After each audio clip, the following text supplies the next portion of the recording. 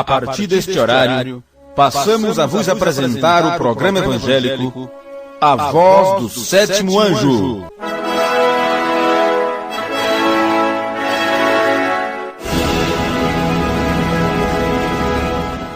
Pai, para adorar o Senhor, para te louvar, para te agradecer por tudo que o Senhor tem nos feito, por estarmos com vida e saúde nesta hora, por podermos vir à tua casa por nós mesmos. Ó Pai, chegará um momento que não poderemos vir.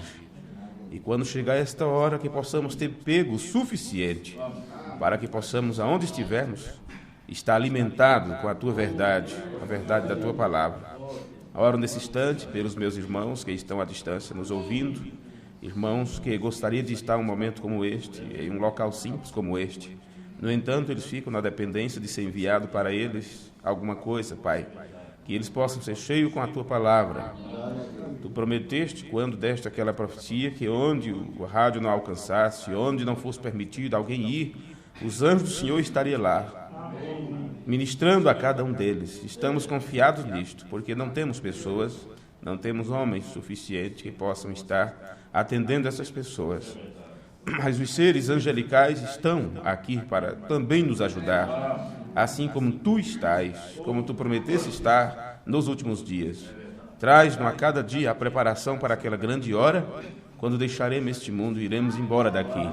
Até que o Senhor limpe esta casa, até que o Senhor purifique esta terra, nós não regressaremos, só voltaremos quando o Senhor disser está pronto para a vossa habitação agora. Nos ajuda mais uma vez. No nome amoroso de Jesus, oramos e te pedimos. Amém. Amém. Boa tarde, não é? Boa tarde.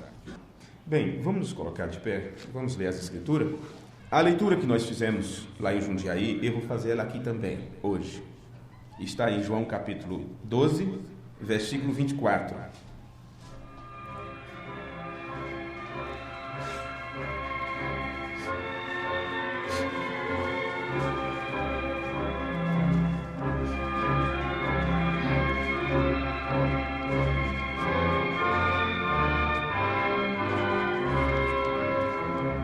No livro de São João, capítulo 12, versículo 24, está escrito: na verdade vos digo, que se o grão de trigo caindo na terra não morrer, fica ele só. Mas se morrer, dá muito fruto. Amém? Senhor, nós cremos nisso. E é por isso que tu exiges de nós morte. Temos que morrer para este mundo. Se somos também sementes, e se desse semente, tem que sair a vida de Deus para manifestar em outro lugar, em outras pessoas. Então nós temos que cruzar o Jordão e fazer morrer a si mesmo, porque não queremos ser sozinho. Não, se os pássaros da mesma plumagem sempre procuram voar juntos, então nós estamos aptos e desejosos em alçar voos espirituais com aqueles que são teus filhos. E para que haja esta produção de filhos e filhas de Deus, esta manifestação de filhos, cada um de nós temos que fazer a nossa parte, cumprir com o nosso papel e agir como filho nessa grande família de irmãos, ajudando um ao outro, como acontece em uma família. Pedimos encarecidamente que mais uma vez o Senhor cuide de nós e nos explique as verdades da tua palavra. No nome de Jesus Cristo te pedimos. Amém. Amém. Podem sentar. Até mesmo os cultos que temos feito em Jundiaí, mesmo gravando com o gravadorzinho simples no celular, não fica 100%, mas fica bem audível. Estamos registrando também para deixar esta série completa sobre o rastro da adoção. Nós finalizamos o culto ontem lendo estas escrituras em 3 traduções diferentes, em 3 versões. Eu percebi que o irmão Brian Kussrek, ele faz, de alguns pontos das Escrituras, ele faz leitura comparativa. Leitura comparativa. Porque mesmo que no geral, mesmo que no geral a gente fale, a gente ensine, mostre que tal tradução da Bíblia não é a melhor, não é boa, mesmo assim, algumas partes ali foi traduzido de uma forma extraordinária, que até deixa o tema, o assunto, mais esclarecido. Um pesquisador de nome Hélio, eu não sei de qual igreja, eu não sei, eu poderia até descobrir com facilidade, mas não me preocupei. Mas é um pesquisador das Escrituras e o que aqui no Brasil, ele luta para que as pessoas, os evangélicos, se despertem e abominem essas traduções modernas que eles têm feito da Bíblia. No entanto, ele disse, quando eu era católico, eu me converti com a Bíblia católica. E só precisei saber que Jesus é o Salvador. E aquilo foi o suficiente para mim iniciar a minha vida espiritual. Mas hoje, aos 60 anos, eu passei por muita experiência e aprendi muito já. Pesquisei por mim mesmo. Então, se eu sei que tem uma tradução melhor, eu não tenho por que ficar com uma tradução pela metade. Aquilo serviu. Foi muito bom. Não é? É a mesma coisa das traduções antigas que fizeram aqui no país sobre a mensagem. Não é a melhor tradução. Não, eles não tinham recurso para isto. Nem, tampouco, pessoas que compreendessem bem o inglês, eu diria, ou talvez não tiveram cuidado suficiente, ou não tinham essas coisas que tem hoje. Hoje posso dizer que tenho todos os sermões do irmão Branham, todos os sermões disponíveis no original, em inglês, tanto no texto como no áudio. Mas naquele tempo não tinha isso. Eles traduziam do espanhol, não é? Do espanhol, que é uma língua, eu diria, um pouco limitada nas pronúncias e tudo. Então, eles traduziram muitos sermões que temos, inclusive, lembrei hoje do irmão que pediu o sermão Éden Satânico, né? Mas a maioria desses sermões foram traduzidos do espanhol para o português. Então, não se tinha o que tem hoje. A mesma coisa a respeito das Escrituras. Você não sabia e aquilo te ajudou muito. Mas agora você já sabe. Um irmão que aparecer na igreja com uma Bíblia, a nova versão internacional, eu tenho duas. Inclusive, tem uma em ordem cronológica. Mas um irmão que sair daí, foi em algum lugar comprar uma Bíblia na linguagem de hoje, é THL, parece, né? O HTL, não sei como é que é a sigla, mas é Bíblia da linguagem de hoje. E aparecer na igreja com uma Bíblia dessa, eu vou dizer, escuta, você não tem vergonha, não? Dá licença mesmo, dá licença, né? Porque você já sabe, se fosse me pegar aqui uma pronúncia, eu diria, são aberrações das Escrituras. Uma híbrida, Bíblia híbrida. Bíblia híbrida. E estamos orientando as pessoas nisso aos poucos, e aos poucos elas vão mudando. Eu tenho a Bíblia Alfaite. A Bíblia Alfaite, creio que é essa pronúncia, assim que o irmão Gleibson começou a congregar conosco, foi a Bíblia de estudo que ele me mostrou que ele tinha. Eu recolhi esta Bíblia, está comigo, e compramos uma outra para ele. É uma Bíblia muito boa, de estudo. Mas ela foi basearam ela nos dois textos, o texto do Vaticano e o texto sinaítico. E esse texto é com ele que tem se traduzido todas as Bíblias modernas, inclusive aquela Bíblia, quando o irmão Branham se refere, lembra de Marcos 16, a história que ele conta? Ah, mamãe, o pastor veio e orou por você, baseado em Marcos 16? Eu aprendi no seminário que aquela parte não é inspirada. Estão lembrados disso, não estão? Muitos de vocês sabem, irmão Branham conta essa história. E a velhinha disse, olha, se é inspirada, eu não sei. Eu sei que eu estou curada. Não é? Então, por que ele diz que aquilo não é inspirado? Porque são as Bíblias modernas que traduziram-se com esses dois textos, com esses dois códices, não é? Dois textos antigos. O Código Vaticanus, uma cópia do grego que ficou durante anos e anos no Vaticano, nos porões do Vaticano, e o Código do Sinai, um código antigo que já encontraram no cesto de lixo, em um convento do Monte Sinai, onde as freiras, os monges, estavam queimando para esquentar eles no frio. De tão bom que era esse texto, né?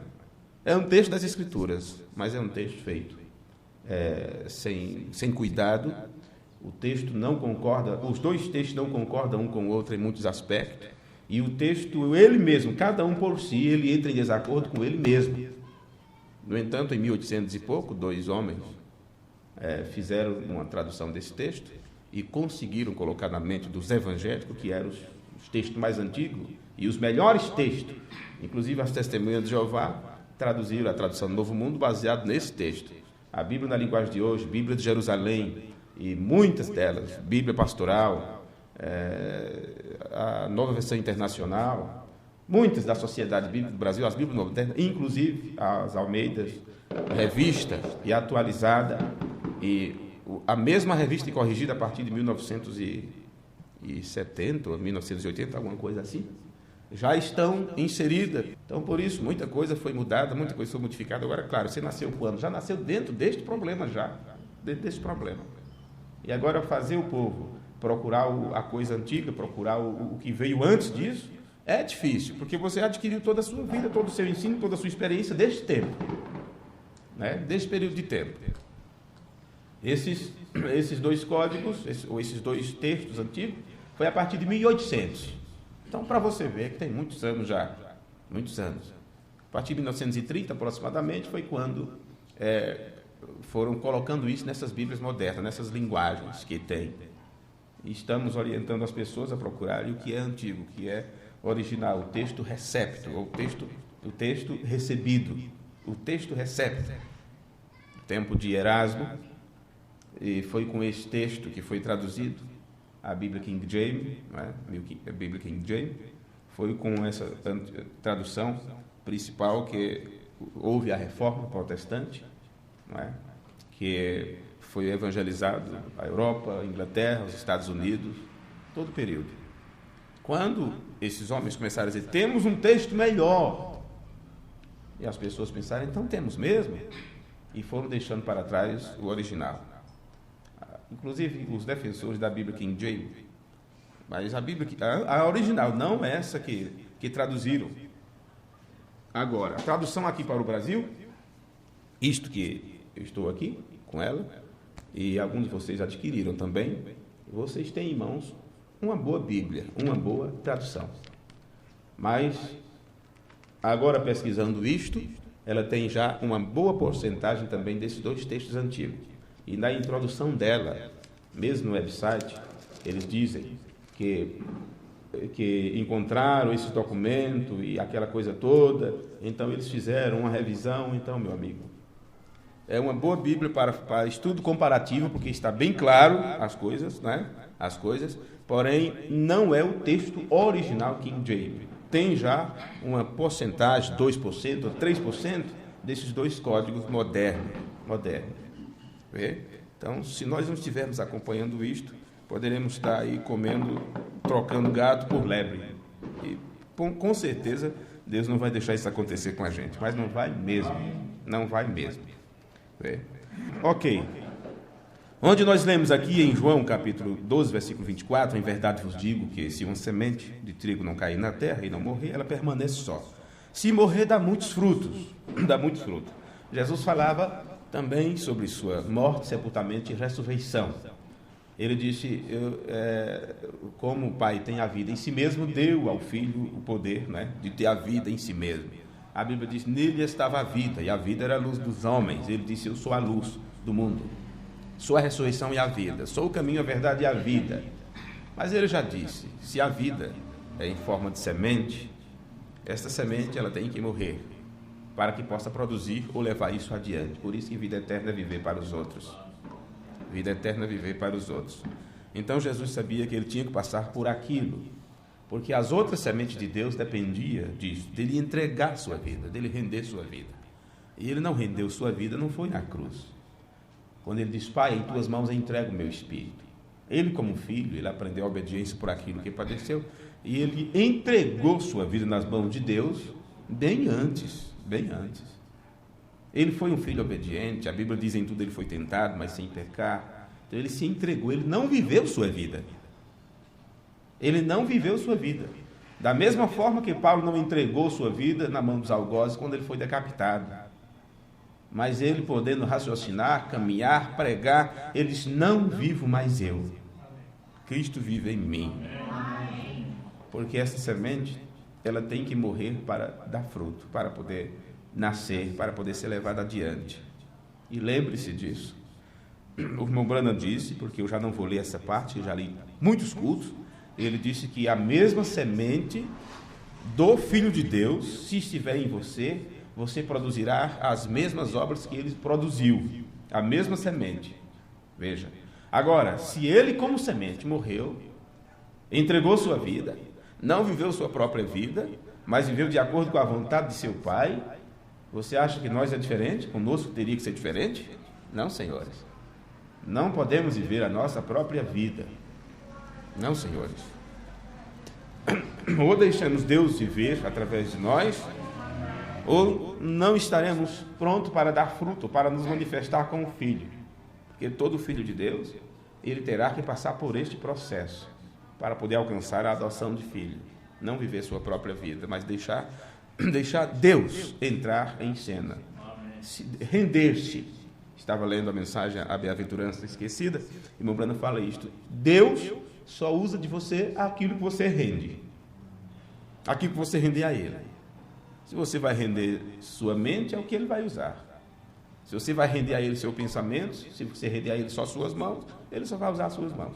Deus só pode usar aquilo que você render a Ele.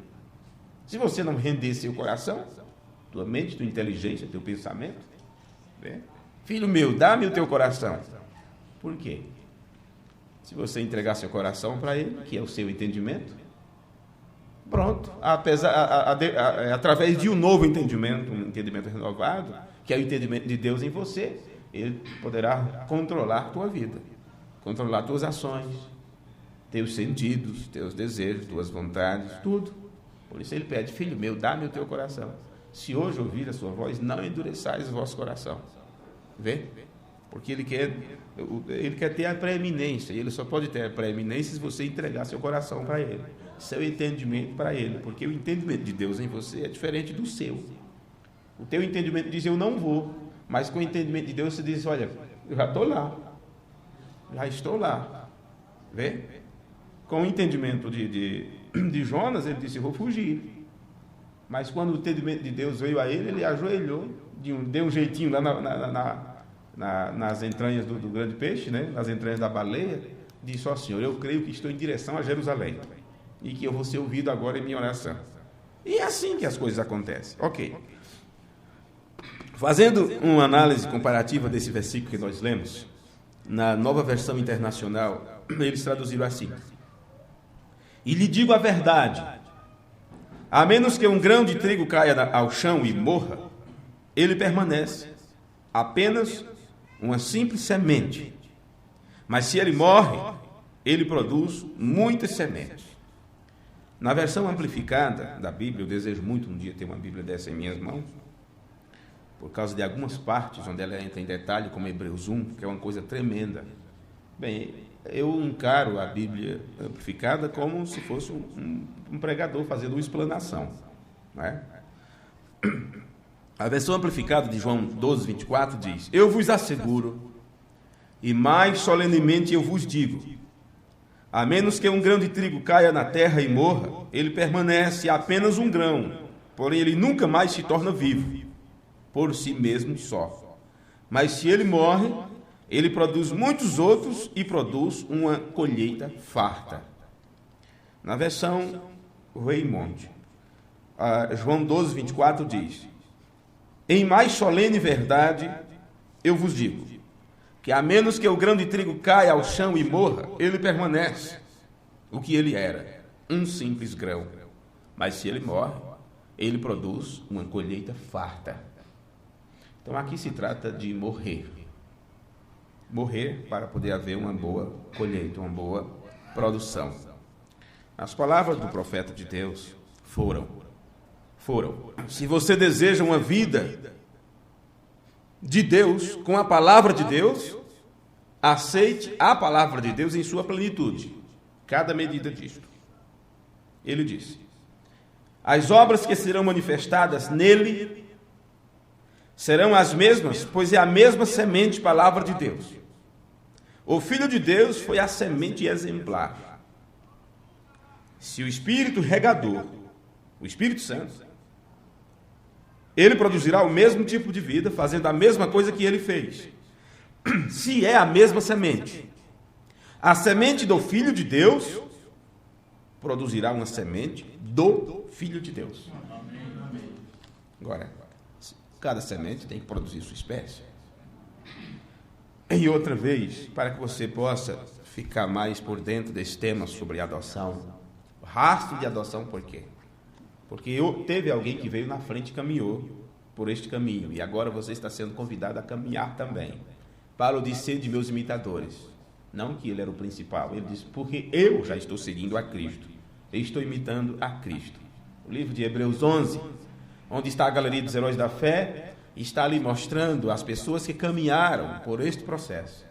Foram pessoas predestinadas por Deus, chamadas por Deus, e ouviram o chamado, receberam a justificação por esse chamado, que é a revelação de que papel eles tinham que cumprir. Veio a rejeição para eles, foram rejeitados, desprezados, mal compreendidos.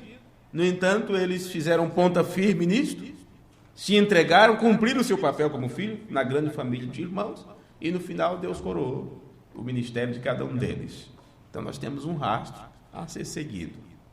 E não pode ser diferente comigo, nem com você, mesmo que vivemos em circunstâncias e em épocas diferentes.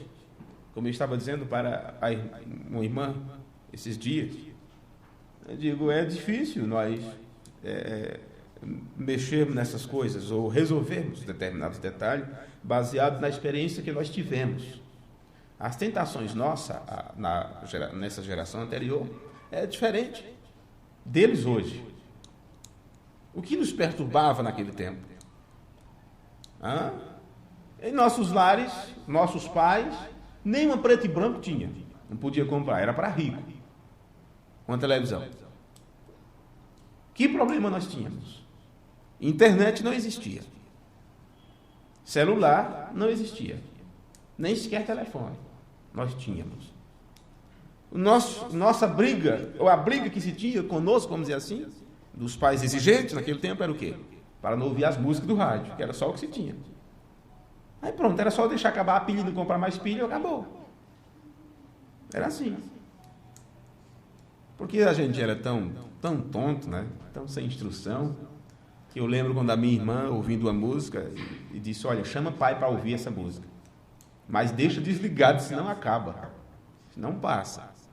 Então, para ela, se desligasse o rádio, a música ia ficar guardada até meu pai chegar do trabalho. Então, veja, que problema tinha naquele tempo?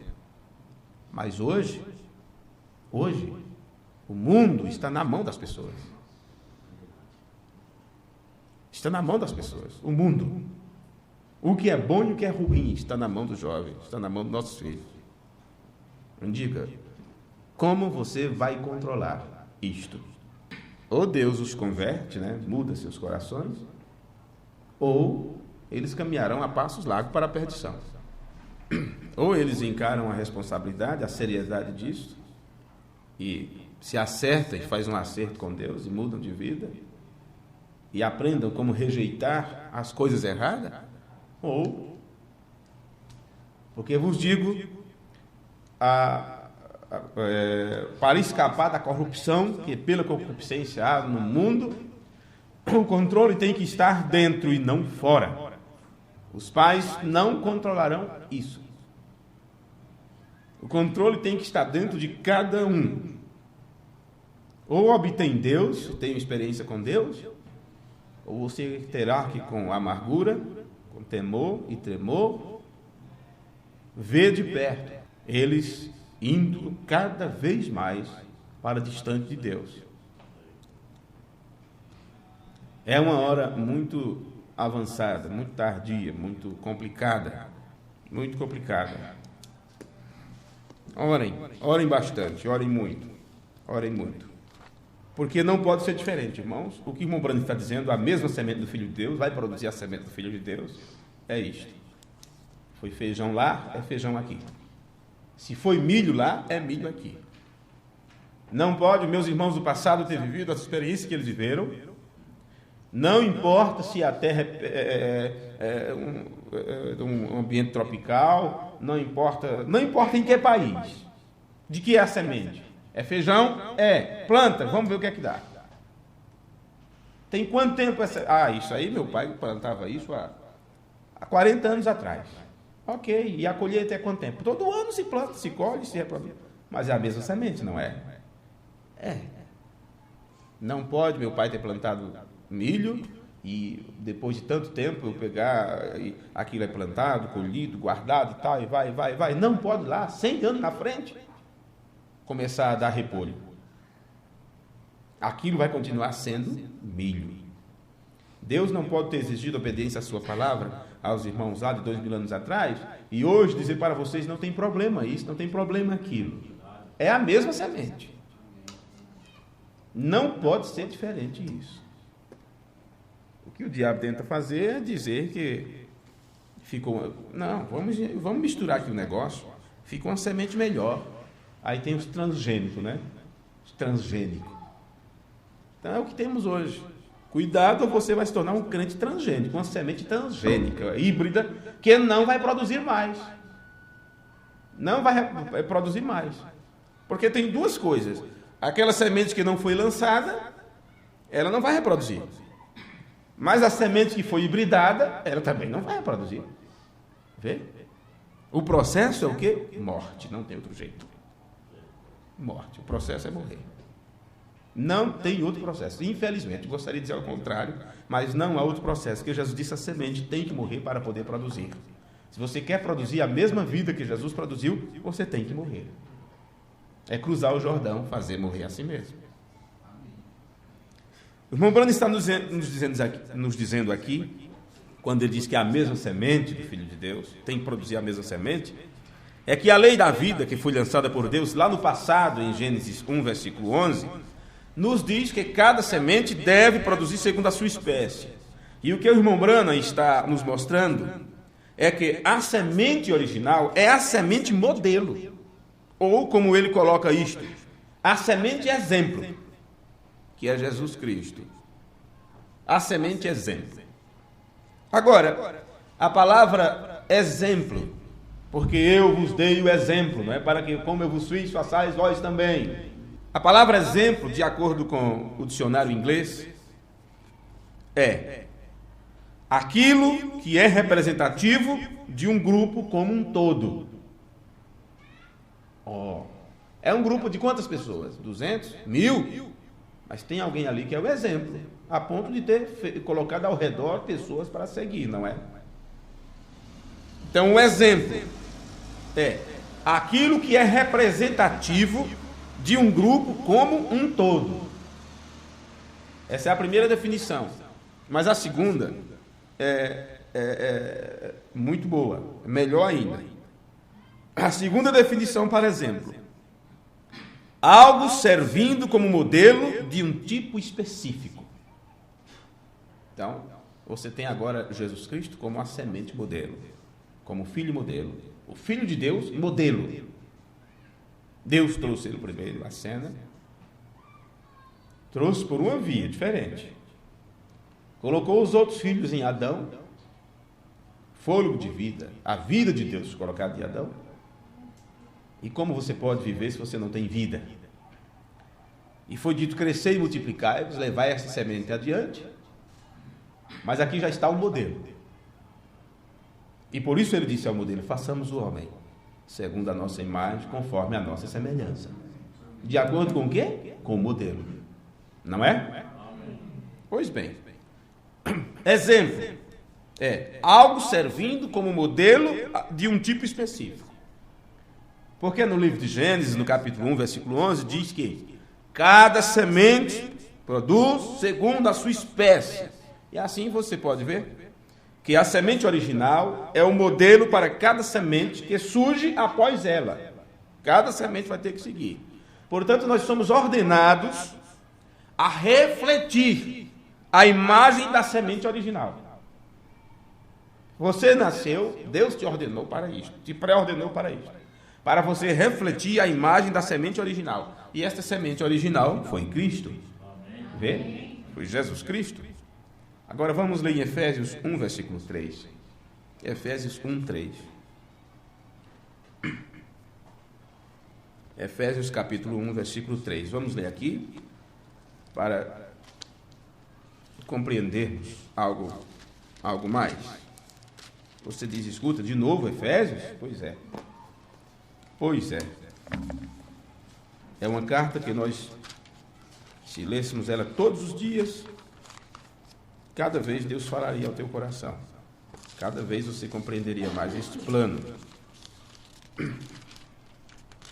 Deixe-me ler aqui na versão Almeida Corrigida Fiel. Primeiro, Efésios, capítulo 1, versículo 3. Bendito Deus e Pai de nosso Senhor Jesus Cristo, o qual nos abençoou com todas as bênçãos espirituais nos lugares celestiais em Cristo Jesus, como também nos elegeu nele antes da fundação do mundo, para que fôssemos santos e irrepreensíveis diante dele em amor. E nos predestinou para filhos de adoção vê que tudo é por essa semente? Tanto as bênçãos, antes ele diz que ele nos abençoou nos lugares celestiais em Cristo. E aqui diz que nos predestinou para filhos de adoção por Jesus Cristo, para si mesmo, segundo o beneplácito de sua vontade. Amém? Amém. Deixe-me ler a mesma escritura na tradução que fizeram da King James. Bendito seja o Deus e Pai de nosso Senhor Jesus Cristo, que nos abençoou com todas as bênçãos espirituais nas regiões celestiais, em Cristo. Porquanto Deus nos escolheu nele, antes da criação do mundo, para sermos santos e irrepreensíveis em sua presença. E em seu amor nos predestinou para sermos adotados como filhos, por intermédio de Jesus Cristo, segundo a benevolência de sua vontade. Então, você veja que quando você lê, mesmo essa tradução da King James, você vê que você compreende até melhor o texto, né? Agora, como está aqui, nos predestinou para filhos de adoção. E nessa outra tradução está nos escolheu, nos predestinou para sermos adotados como filhos. Então, é a mesma coisa, porém, mostrando por um outro lado que até você compreende melhor as coisas. Por isso que o rastro da adoção é importante conhecermos. O irmão Kossorek disse que se o povo já compreendeu sobre a divindade, sobre o relacionamento entre Deus e seu Filho, agora o ponto-chave é eles compreenderem o processo de adoção, para também compreenderem o processo entre Deus e os outros filhos. Já compreendi como é que Deus trabalha através de seu filho? Sim. Então agora eu tenho que entender que Deus também quer trabalhar através de mim como filho. Esse é o processo. Agora, em Efésios 1:3, onde nós lemos, isto é Romanos 8:29. Isso você leu em Efésios 1:3. Romanos 8:29, que nós iniciamos esta minissérie lendo em Romanos 8, que diz assim: porque os que de antemão conheceu, que você tem na sua versão, os que dantes conheceu, né? Os que de antemão conheceu. Romanos 8:29. Quando conheceu de antemão? Quando foi isto? Claro, em Efésios está mostrando, foi antes da fundação do mundo. E então aqueles que ele conheceu antes da fundação do mundo foram aqueles que estavam nele. Nele. Eu li esses dias uma explicação, uma tradução sobre João 1:1, e como aquilo é bonito. Qualquer tempo eu vou imprimir para vocês essa parte. Quando diz que o verbo estava em Deus. O verbo estava em Deus. O escritor ali, o tradutor, ele explica por A e mais B, mostrando no grego, hebraico e tudo mais. A parte que tem, ele mostra com fotografias e tudo da escritura antiga grega. E mostrando que aquela parte está dizendo que o verbo estava em Deus. Porque você diz com Deus, tudo bem, mas a palavra com, como o irmão Liveu explica, né? O irmão Liveu mostra que denota não sei como, eu não lembro agora, mas as pessoas pensam que a palavra estava, ou o verbo estava com Deus, como se aqui estivesse Deus e aqui estivesse a palavra. Porque com dá o sentido, eu estou com fulano, né? Estou junto aqui. Quando ali a palavra com está mostrando que estava em. Aí eu encontro outra pessoa explicando isso, outra pessoa que não tem nada a ver conosco. Isso ali é em Deus. Em Deus. Que é o que nós explicamos quando falamos a palavra com. Vê? Então veja bem. Como foi que Deus nos elegeu antes da fundação do mundo? E quem foi essas pessoas que Ele elegeu? Claro, foi aqueles que estavam nele. Estavam em Deus. Em Deus. E quando você saiu de Deus? Eu só encontro uma hora, um momento, quando você teve que sair de Deus. Foi quando Ele colocou em Adão parte da sua própria vida. E foi assim que você teve que vir ao mundo. Vê? O irmão Branham disse, se nós não tivermos representação lá atrás, então nunca o teremos, representação. Então, se estávamos nele, em Deus, somos aqueles que Ele também conheceu de antemão. Conheceu. E Paulo diz, em Romanos 8, 29, porque o que de antemão conheceu, também os predestinou para serem conformes.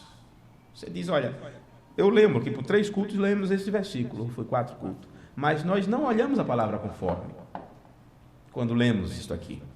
Ficamos sobre, primeiro ele predestina, né? Depois ele te chama, aos que predestinou, chamou, e depois ele justifica, e depois ele glorifica. Explicamos essas 4 coisas, como é o processo disso. E bati aqui por 4 cultos, por isso que eu não vou repetir isso hoje. Já está gravado já. Mas estamos lendo o mesmo versículo para vir mostrar essa parte. Porque o que de antemão, o que de antes conheceu, também os predestinou para serem conformes à imagem de seu Filho, a fim de que ele seja o primogênito entre muitos irmãos. O Filho sendo o primogênito entre muitos irmãos. Mas para que ele seja o primogênito, tem que haver o segundo, não tem? Tem que haver eu e você. E esse eu e você, para que ele seja o primeiro nosso, nós temos que ser conforme a sua imagem. Veja bem, Ele nos predestinou para isto, para serem conformes à imagem de seu Filho. Agora, esta palavra, conforme, foi traduzida da palavra grega, sanmorphos. É mais ou menos assim a pronúncia. Sanmorphos. Que significa? Juntamente formado. Juntamente formado. Isto é, figurativamente. Semelhantemente formado. Formados igual a. Vê? Então é isso que Paulo está dizendo, conforme a imagem de seu Filho. Ou juntamente formado, ou de uma forma figurativamente explicando, semelhantemente formado, formado igual a. Então você veja que todos os outros filhos, eles têm que ter a imagem, modelo, em Jesus, assim como Jesus teve o seu modelo do Pai. Você não pode ser, vamos dizer assim, igual o Pai. O nosso processo é diferente, porque não somos herdeiro aqui de Deus, não podemos herdar de Deus que Ele não morre. Tem que vir por Jesus Cristo. Herdeiros conforme a promessa, mas herdeiro por Jesus Cristo, co-herdeiro com Cristo. Herdeiro de Deus, tá, mas como é que eu vou herdar dele se ele não morre? Então Paulo diz, co-herdeiro com Cristo. Então tudo é conforme. Nós temos o modelo, e este modelo é para nós. Jesus Cristo teve um modelo a seguir, e foi o seu Pai. Então ele foi feito segundo, de acordo com, conforme o seu Pai existia e existe. Então o Filho primogênito é o modelo do Pai. O Pai a forma, o Filho a forma. Vê? E esta forma não é vista, não pode ser tocada, nunca foi visto por quem quer que seja. Vê? Então ele teve que mostrar qual era a sua forma. Porque a forma não pode ser vista, é espírito. Mas aquele que estava em Deus, porque é assim que você coloca a massa na forma, no recipiente. Aquele que estava em Deus, quando ele saiu adiante e foi apresentado, então isso pode ser visto. E é este modelo que é apresentado que nós temos que seguir. Então você tem que parecer conforme a imagem do filho. Porque o filho tem agora os atributos, características do pai. Tudo. Igual. Irmão Brando disse, a única diferença é que ele teve um começo. Qual é a diferença entre Deus e seu filho? Ele disse, nenhuma. É certo que os filhos têm princípio. Aí está. Ele disse nenhuma e mostrou essa. E essa é toda a diferença. E isso faz toda a diferença. Porque um tem princípio, o outro não. Um é Deus, o outro é o Filho de Deus. E este filho foi feito conforme, de acordo com, segundo a. Vê? Então ele é o quê? Ele em essência, em característica, em atributos, em tudo, é Deus. E a Bíblia diz, sendo, como é mesmo? Sendo em forma de Deus. Não teve por usurpação ser igual a Deus. Porque ele sabia que ele não gerou a si próprio, ele veio de alguém. Vê? E foi apresentado como modelo, para que todos os outros filhos seguissem aquele mesmo modelo. Se você não entender isto, você vai estar em maus lençóis. Porque você precisa entender que o filho, sabendo que tinha que seguir o modelo do pai, ele procurou obedecer à vontade do pai. E disse, não fiz nada, não ensinei nada, não disse nada, não agi. Tudo que o pai disse para fazer, eu tive que fazer. E ainda disse para os incrédulos daquele tempo, vocês não podem me acusar de pecado, porque tudo que o pai disse a meu respeito, eu estou dando cumprimento. Vê? E agora você tem o filho como modelo. E se você tiver o filho como modelo, você vai fazer do jeitinho que o pai quer que você faça. Porque você vai estar olhando para o espelho, você vai estar olhando para o modelo. E vai fazer o que Jesus disse que todo filho, toda filha tem que fazer. Então, a palavra sumorfo foi derivada de duas palavras. Sun, ou sum, na nossa tradução seria S-U-N. S-U-N. E uma preposição primária, denotando união, com, ou junto, ou em processo, ou semelhante, ou em adição a. E a palavra morph, que significa modelo, ou forma, ou em processo de mudança. Então você vê que isso não é somente um modelo. Não é somente um modelo. Mas aparece junto com o modelo. Aparece junto. Tem que estar junto. Por isso é samorf, essas duas palavras junto, que foi traduzida aí para nós a palavra modelo. Modelo. Em outras palavras, é necessário, precisa-se do original para moldar o outro. Se o molde não foi feito com o original, não vale. Então, o original é o modelo. O original é o modelo. Qual é o modelo de cristianismo? O modelo original. Qual é o modelo de igreja verdadeira? O modelo original. Qual é a crença da doutrina verdadeira? Está o modelo original. Agora eu quero que algum doido tenha coragem de dizer que aquilo que ensinamos sobre a doutrina de Cristo não é o que os apóstolos creram. Não é? Então Deus quer filhos. Você sabe que o modelo é o que é necessário para fazer cópias exatas. Se o modelo é o exemplo, para o resto que vem, você precisa ter o modelo para daquilo ali fazer cópias exatas, não é? Aí, vamos fazer uma coisa. Vai no cartório e manda ele assinar. Aí, autenticar essa cópia. Você não vai chegar com qualquer cópia. Bem, se eles fazem isso, eles estão errados. Você não vai chegar com uma cópia e dizer, olha, autentica isso aqui. O cartório tem por obrigação de olhar o original. Por isso que é conveniente você tirar a própria xerox lá, para ele saber que está sendo tirado do original. Mas se você já tirou em algum lugar, você vai ter que entregar a cópia e ele vai olhar o original. Eu fiz isso, não tem nem 15 dias para renovar a carteira de motorista, no entanto, perdi. Está tudo perdido, documento está tudo, não sei onde está mais. A moça olha aqui, ó, e olha aqui para ver se está tudo certinho. Aí ela vai e autentica. Porque a autenticação está dizendo assim, olha, esta cópia está conforme o modelo. Esta cópia é segundo o original. Compreende? É isso que estamos mostrando para vocês a respeito de adoção de filhos. Temos um modelo a seguir. Você sabe que o modelo é o que é necessário para se fazer cópias exatas. Daquele modelo pode fazer várias delas, centenas, milhares. Então Deus quer filhos e filhas que sejam cópias exatas da semente original do Filho de Deus. Eu li há pouco o irmão Brando dizendo isto. Aqui, ó. Olha aqui, ó. A semente do Filho de Deus produzirá uma semente do Filho de Deus. Isso está no parágrafo,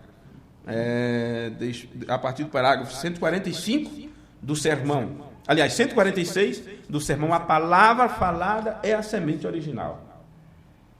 O que é que Deus quer? Filhos e filhas, que sejam cópias exatas, semelhantes ao original, que é seu filho. E era isso que o irmão Brana estava dizendo para nós, quando ele pregou aquele sermão. Ele disse, se você deseja uma vida de Deus, com a palavra de Deus, aceite a palavra de Deus em sua plenitude, cada medida disto. E se isto é a plenitude de Deus em você, então a chuva que está caindo produzirá exatamente o que está no seu jardim. Vê? Então as obras que serão manifestadas nele serão as mesmas, pois é a mesma semente, palavra de Deus. O Filho de Deus foi a sua semente exemplar. Olha o irmão Brana falando aqui. Então, uma semente exemplo é uma semente modelo, concordam?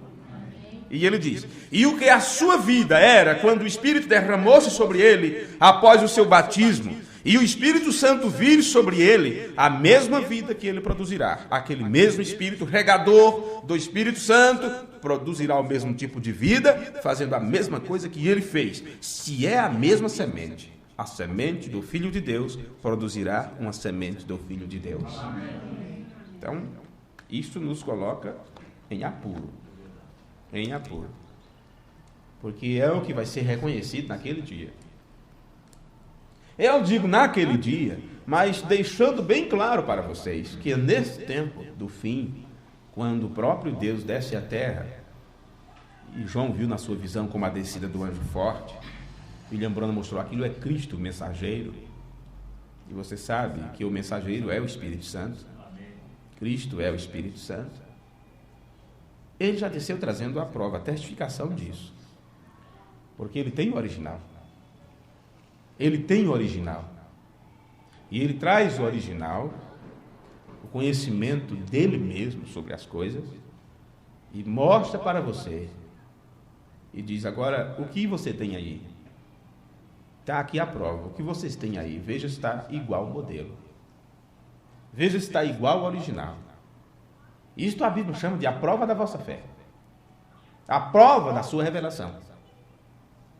Todos dizem que é filho de Deus e quer ir para o céu e vai se livrar do inferno, quer se livrar desse mundo. Eles disseram a mesma coisa no tempo de Jesus. Jesus disse, não, vocês não estão fazendo as obras que Abraão fez. Como vocês dizem, são filhos de Abraão, então faz as obras que Abraão fez. Vê? Agora, nós dizemos que somos filhos de Deus e não fazemos as obras de Deus? Como podemos ser filhos de Deus sem fazer suas obras? Você diz, mas como pode? Quais são as obras de Deus? Jesus realizou as obras de Deus, ele fez as obras de Deus. E a única forma de você derrotar as obras infrutuosas das trevas é você fazer as obras de Deus. Amém. Se você é filho, você tem que produzir o mesmo tipo de semente. Isso nos mostra a prova cabal, se somos ou não. É de uma forma que você não pode sair da terra sem estar consciente do que você é. Você não pode colocar suas esperanças no dia do juízo, no dia do julgamento, para receber uma sentença lá, ou o direito de entrar na vida lá. Você tem que estar consciente e revelado aqui da sua condição de filho e filha de Deus. Vê? Isto não poderia ser possível, isso que o Brano fala sobre a semente do Filho de Deus, produzirá uma semente do Filho de Deus. Isso não poderia ser possível, a menos que tivéssemos a mesma vida que estava no primogênito. Se temos a mesma vida que estava nele, porque se nós temos a vida, então temos a mesma natureza. Vê? Temos a mesma natureza, porque a natureza está nisso, está na vida. E uma vez que a sua vida é mudada, e não vivo mais eu, mas Cristo vive em mim, então você começa por quê? Justificação pela fé, que é revelação. O justo viverá da fé. E Paulo disse aos que ele chamou, os que ele predestinou, a esses chamou, e aos que chamou, a esses ele justificou. Então, quando você recebe esta justificação, o que acontece? Você, então, atende o chamado e dá um passo adiante, começa o seu processo. Você diz, não, isso é meu, é para mim, eu preciso. Eu tenho que mostrar o que sou, fui feito daquele modelo. Meu modelo não pode estar em anjos caídos, de forma nenhuma. Meu modelo não pode estar em Satanás. Não, eu amo a palavra de Deus. Eu amo a Deus e todos os recursos que Ele proveu para me salvar. Então, você dá um passo adiante e recebe a revelação daquilo que você é. Do que Deus pensa sobre as coisas, do que é a sua palavra. Então, uma vez que você começa a compreender isto e é justificado, a este também ele justifica, então você vai ter que ir aumentando os degraus. Então, acrescentar aí à vossa fé a ciência, a virtude, né? Virtude. Aí você já começa a ser revestido de poder. E este poder faz o quê? Este poder não faz outra coisa a não ser te deixar cheio da palavra, cheio do Espírito. Não é poder de você levantar a mão e derrubar os trem e derrubar avião. Porque o poder de Deus já aprendemos. Não me envergonhe do Evangelho de Cristo, qual é o poder de Deus. William Branham disse, virtude é força e poder. Agora você está a cada vez mais se enchendo da palavra, então acrescentar a isto a ciência, porque não adianta você dizer que conhece as Escrituras, mas sem a ciência de Deus para ela. E assim vai. E é aí sim que você adquire a natureza do Cordeiro. Subindo esses degraus, fé, virtude, conhecimento, paciência, temperança, piedade, até alcançar amor fraternal. Veja, tudo que você já aprendeu nos rudimentos, não é? Nos rudimentos da mensagem. Agora você está vendo que a doutrina da mensagem encaixa cada coisa no seu devido lugar. E aí vem a tua justificação pela fé. A revelação que Deus te dá para você seguir adiante. Porque se temos a vida, então temos a natureza. Então essa natureza tem que ser a natureza do Cordeiro em nós. Em nós. Porque os dois são um, no sentido de que a natureza e a vida refletem atributos ou manifestam características da vida que estava na semente. A natureza e a vida. Qual é a natureza dessa semente? A natureza dela é de feijão. Vê? Então, a natureza dela é aquela mesma natureza daquela plantinha que meu pai plantou, que plantamos o ano passado. Deu aquele produto, plantamos o produto, mas a natureza que está nessa vida vai dar a mesma coisa, a mesma semente. A mesma semente. Isso não pode mudar de maneira nenhuma. Como eu disse do culto de Jundiaí, você não vai ver o macaco caindo do rabo, caindo dos pelos do corpo, ficando pelo só em algumas regiões, e daí a pouco começar a trabalhar, a conversar. E aí, mano? Como é? Se bem que os homens estão vivendo como macaco por aí afora, né? Mas você não vai ver macaco virando gente, não. Cada semente produz a sua espécie. A sua espécie. Então veja você. Deus não está vindo para um povo que acha que sua mensagem é somente um credo ou algo novo. Deus certamente não está vindo por um povo que pensa que a mensagem é Deus enviou um profeta. Não, senhores. Ele está vindo para para as sementes que foram produzidas pela vida de seu filho. É para estes que ele está vindo. Que vieram da semente original do Filho de Deus. Isto é tudo que a doutrina de Cristo é. Me perguntaram esses dias, uma irmã fez aquele tipo de pergunta bem brava, assim, sabe? Como se dissesse, se eu não prego, não sou pregadora, que se eu pregasse, eu ia enfrentar esse camarada. Mas eu vou fazer uma pergunta. Diz, por que vocês colocam esse nome doutrina da mensagem se não somos uma denominação? Por que esse nome doutrina da mensagem? Bem, a resposta que eu dei para essa irmã, depois eu imprimo para vocês. Não é? Não sabe o que é doutrina? Achou que por ter o nome doutrina da mensagem estávamos virando uma denominação. E nunca penso que o nome tabernáculo poderia ser uma denominação? Denominação não é título, deixem de idiotice. Lembrando disso, denominação é um espírito. Um espírito. Não é título. Não é? Eu perguntei se ela sabia o que era doutrina. Por que doutrina da mensagem? Se ele sabe o que é a mensagem. A mensagem não são livros. A mensagem é a voz de Deus. Ele desceu com este alarido, e lembra disso, alarido é uma mensagem, um recado que se entrega. E esse alarido é o quê? Esse recado se entrega é o quê? É um ensinamento. E o que é ensinar? Ensinar é doutrinar. Ensino é doutrina. Então o que estamos entregando para as pessoas é o ensino de Cristo. A doutrina de Cristo. E se essas pessoas conhecessem as Escrituras, iam ver que João disse que aquele que persevera na doutrina de Cristo tem tanto ao Pai quanto ao Filho. Então, dei uma explicação assim, mais ou menos razoável para essa irmã. Não me respondeu ainda, eu espero que ela tenha lido, porque às vezes tem pessoas que fazem perguntas, mas o e-mail que manda não são e-mails corretos. Quando eu envio a resposta volta. Porque eles apenas colocaram qualquer e-mail lá, escreve dentro do próprio site, e não colocam o e-mail para que eu não saiba de onde foi, como se eu fosse procurar saber quem é. Eu não me preocupo saber se é crente, se não é, se é pastor, se é membro, não importa, eu só tenho que fazer meu trabalho. Então observe, isso é tudo que a doutrina de Cristo é. E é por essa razão que não deveríamos ver isto como uma teologia.